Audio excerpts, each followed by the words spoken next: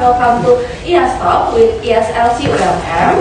Today we're gonna talk about Expronas, but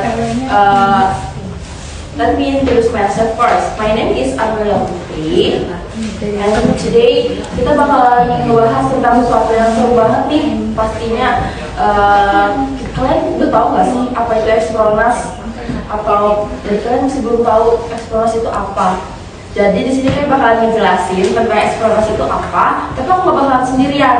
Aku bakalan ditemani sama dua narasumber yang keren-keren banget dan hebat-hebat banget. Yaitu ada Kariska dan Kak Yosua. Halo kakak. Halo. Apa kabarnya nih kakak? Baik nggak? Selama perkuliahan gimana? Dulu nih, Riz. Aku baik-baik aja sih. Alhamdulillah. Sama-sama bantu-bantu juga. Kan para audiens belum kenal nih kakak-kakaknya siapa, terus dari mana juga, boleh kali kak kenalan dulu. Nah, aku Rizka Maulida, biasa dipanggil Rizka. Aku warga lokal di sini. Aku dari Martapura. Dari IUP berapa? IUP 11. Kenalin, nama aku Yosua Yongki, aku biasa dipanggil Yosua. Aku orang Tanjung, aku eksternal loh. Oke. Itu ini kita udah perkenalan kan, kita udah tahu kan dalam narasumber kita ini ada Kak Yosua sama Kak Ariska. Jadi kita bakalan masuk nih ke sesi pertanyaan yang selanjutnya.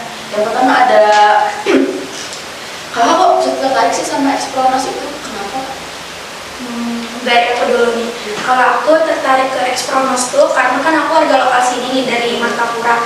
Nah, kan Expronas itu tuh program kerja dari IAS kan buat magang itu, dan berlangsungnya waktu kita libur semester. Nah, aku mikirnya kalau libur semester tuh bakal gabut, bosan, gak ngapa-ngapain. Jadi mending daripada di rumah, aku baik ikut Expronas gitu. Lebih produktif ya? Iya, betul. Kalau aku sendiri, aku kemarin baru banget pulang dari PMN. Waktu itu aku masih kangen lah suasana belajar baru karena satu semester kan nggak di sini. Kebetulan juga pas sampai di sini aku ketemu sama teman-temanku di sini. Terus Rizka yang ngajak aku, katanya dia sekali ikut Expronas. Aku bingung apa Expronas? Rizka jelasin dong segala macamnya. Kemarin ada dua hosting place ya Rizka? Iya, ada dulu. Ada di BSIP sama Di Kopi Cikopi. ya. Kemarin kami berdua di BSIP. Aku lihat dari yang Rizka jelasin kayaknya seru nih. Apalagi aku masih pengen belajar baru, ngeliat juga apa yang akan dikerjakan nanti dari deskripsi Expronas sendiri. Aku tertarik banget nih, jadi aku daftar dan mau ikut gitu. Bisa kalian jelasin nggak sedikit kayak gimana sih cara proses pendaftarannya, terus proses seleksinya itu gimana pas kemarin mendaftar Expronas itu? Kalau seleksinya tuh yang pertama kita registrasi dulu lewat Google Form. Nah di situ tuh ada disuruh juga buat masukin CV. Terus tunggu aja pengumumannya, baru ada interview gitu. Iya, kemarin juga kita disuruh yang paling aku ingat tuh waktu CV sih. Aku kan sempat bingung nih tanya sama panitia itu ada ketentuan nggak CV-nya harus ETS atau yang kreatif. Ternyata nggak ada. Jadi kemarin aku submit CV ETS aku, terus waktu itu kita di interview juga. Di situ kita ditanyain gimana komitmennya, persyaratan kita diterima, terus tuh kalau kita jalanin gimana nggak sesuai ekspektasi kayak gitu lah, gimananya kayak gitu kan. Itu aja sih selama seleksi kemarin. Kira-kira ada kendala nggak pas kakak menjalani waktu Expronas itu?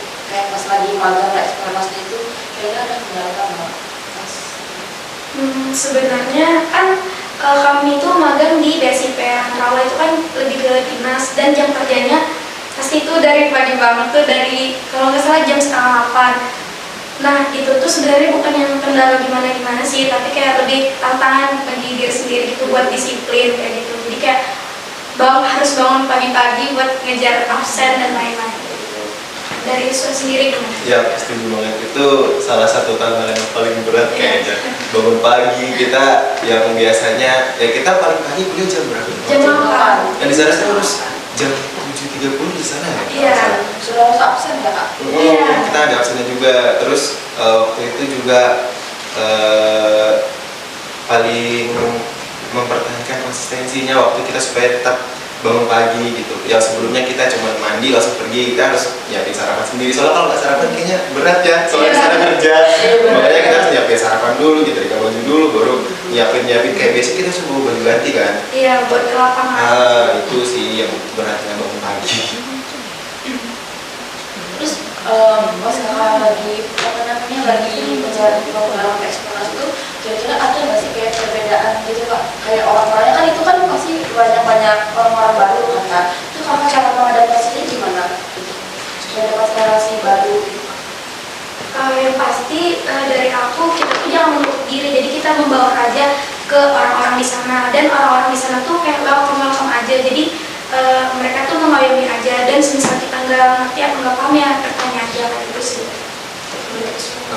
Sebenarnya lebih benar kata Rizka tadi, kita tuh nggak bisa yang kayak yaudah aku yang ya harus dibahasnya harus tulisnya gitu. Kita tetap harus ada koordinasinya antara pihak penempatan kayak gitu. Kemarin itu aku supaya kita dapat tetap apa ya istilahnya dapat connection antara BSIP dan kaminya, kita internal dulu kayak teman-teman yang sama-sama hosting place di BSIP, kita harus akrab dulu sama lain dulu. Jadi kayak semalam kita saling ingatkan kayak hari ini jangan lupa ya kita gitu. Bahkan kita punya Instagram kita. Iya, kami ada Instagram sendiri. Instagram BSIP. Nanti habis ini follow aja.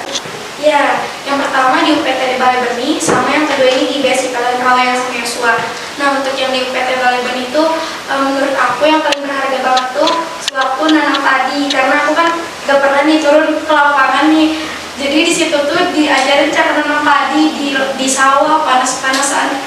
Terus kayak terus dijelasin cara nanam padi gimana, terus kayak upah petani itu kayak gimana. Jadi mungkin kayak oh ternyata kayak gak segampang itu, jadi kayak buat kayak kita lebih menghargai petani dan hasilnya sih. Berarti itu kan jadi my first experience juga. Iya, belum pernah jadi petani yang buat tanam benih. Aku pas di BSIP sendiri waktu akhir ya, laporan akhir kita ada laporan juga dari presentasi akhir selesai kegiatan magang. Jadi kita meninjau kembali kegiatan-kegiatan yang kita laksanakan. Itu yang uji ada kepala balainya, ada pendamping kami, ada juga dari pihak-pihak peneliti-peneliti di sana. Kita tuh benar-benar yang ditanya yang gimana pelaksanaan kita sebelumnya, supaya kita tuh nggak sekedar ikut, jadi kita dapat ilmu yang kita dapat. Itu benar-benar kerasa sih menurut aku.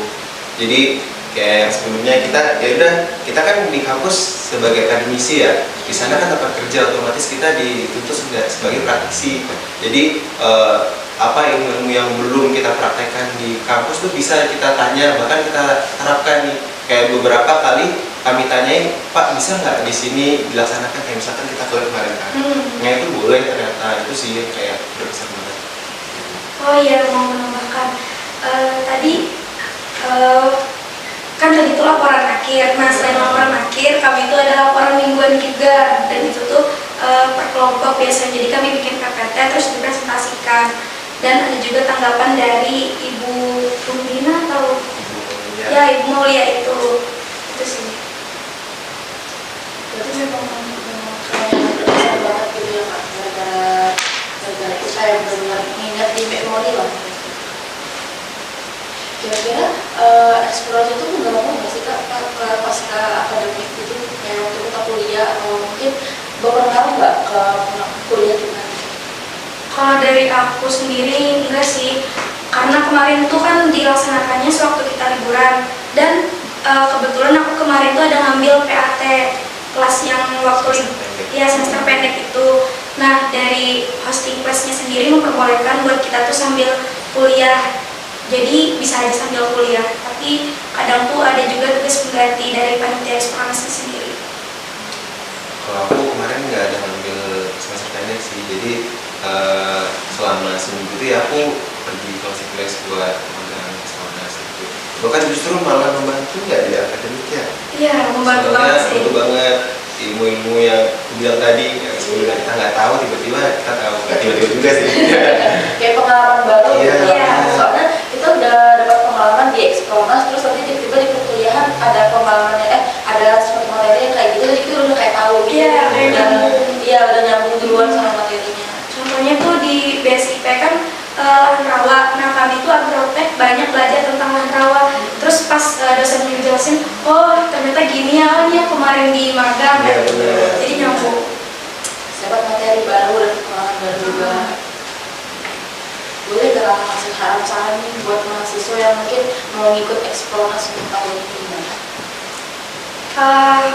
Kalau dari aku, kalian jangan ragu, jangan bimbang buat ikut Ekspronas karena ini tuh sangat bermanfaat. Selain membuat nambah pengalaman, nambah relasi, ini tuh juga bermanfaat banget nih buat akademik kayak gitu, dapat teman-teman baru dan lain. Kalau dari Yesus gimana? Benar banget kata Rizka teman-teman. Eksplorasi ini kita bukan sekedar menghadiri magang, tapi juga dapat ilmunya. Dan yang paling berharga itu teman-teman bisa memperbaiki CV kalian. Teman-teman nanti mungkin ingin lebih mengembangkan diri lagi, nggak cuma di Ekspronas, teman-teman juga bisa ikut program-program luar kayak magang mandiri, kayak dan segala macamnya. Teman-teman itu udah dapat bekal dari Ekspronas kayak gitu. Jadi jangan ragu ikut Ekspronas. Terus kan di Ekspronas ini dapat sertifikat nasional dari IAS Indonesia. Jadi itu tuh poinnya sangat tinggi dan membantu banget buat SKPI. Jadi sangat recommended. Berarti benar-benar yang kayak berguna banget ya kak eksplorasi ini gimana. Terus juga kita bakalan dapat pengalaman baru, relasi baru juga. Terus liburnya lebih produktif daripada kalian liburannya semesternya cuma rebahan atau mungkin cuma main game atau jalan-jalan juga. Lebih baik kayak ikut eksplorasi guys. Boleh gak kakak kasih sedikit tuh kayak pengalaman-pengalaman yang waktu kakak di UPTD Balai Benih. Benih.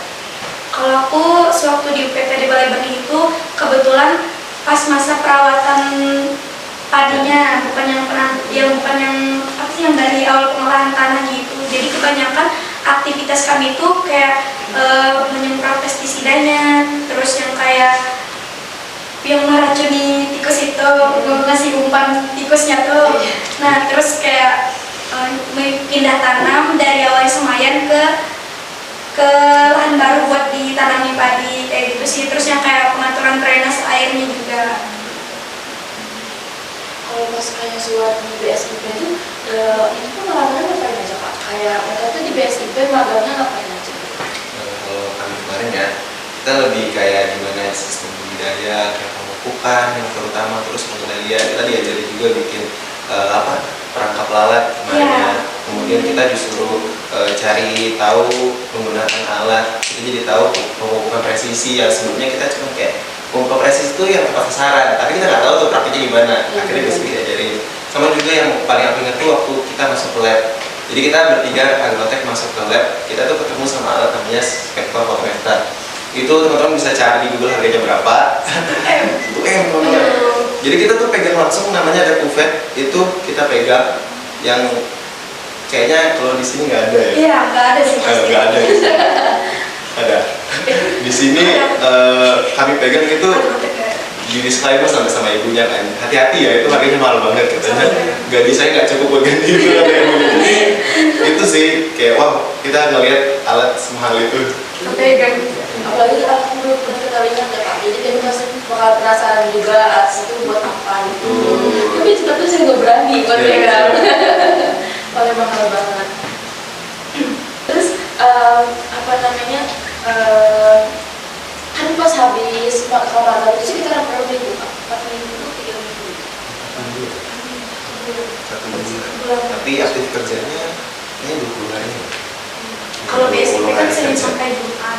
Kalau di KOP Senin sampai Sabtu kalau Berarti jam setengah 8 sampai jam 4. kalau Senin sampai Kamis itu tuh dari jam setengah 8 sampai jam 4. Kalau hari Jumat karena terpotong isoma salat Jumat itu sampai jam setengah 5. Kalau BSIP. Jadi kayak jam kerja orang. Iya. Tapi kita aktif kerja di pagi sih biasanya. Iya. Soalnya kan pemupukan tuh pagi, mungkin kita setiap hari pupuk kan. Mati kan? Ya mati. Kalau siang itu biasanya kami ada materi. Jadi selain kita belajar di lapangan, kita juga diajarkan teorinya gitu. Tentunya tentang lahan rawa gitu sih. Pas kan itu kan kemarin itu kita kan itu pas libur semester genap ganjil ya Kak. Berarti itu sekitar 2 bulan ya liburnya dari genap ganjil atau 1 bulan doang. Jadi pas kakak selesai magang eksplorasi itu langsung kuliah lanjut lagi atau mungkin masih libur gitu kan, kadang ada orang yang mungkin nggak mau liburnya terganggu gitu, jadi kayak masih pengen liburan tapi pengen produktif juga. Enggak tahu, kemarin masih ada libur. Iya, masih ada masa-masa gabut gitu. Nggak kerasa banget kita itu udah di penghujung video. Kita udah ngobrol banyak tentang eksplorasi itu kayak gimana, terus juga pengalaman di eksplorasi kakak-kakak itu gimana, terus juga jadi ada membahas tentang cara pendaftaran gimana kan. Nah, jadi nanti kalian juga jangan lupa follow ya di IG ISKC ULM. Nanti bakal ada info-info terupdate untuk cara pendaftaran eksplorasinya. Terus juga jangan lupa follow daily exchange. Di situ juga kan bakalan buka nanti Q&A yang bakalan dijawab oleh kakaknya secara online. Jadi kalau kalian pengen tahu tentang eksplorasi itu apa lagi, nanti bakalan dijawab sama kakaknya di online juga di Instagram. Baik, gara-gara kan udah selesai nih Kak, kami materinya hari ini. Kakak ada itu nggak ada apa sih? Yes. Closing statement. Closing statement dari kakak sendiri. Mungkin teman-teman kegiatan eksplorasi sendiri itu sangat memberikan manfaat yang sangat banyak.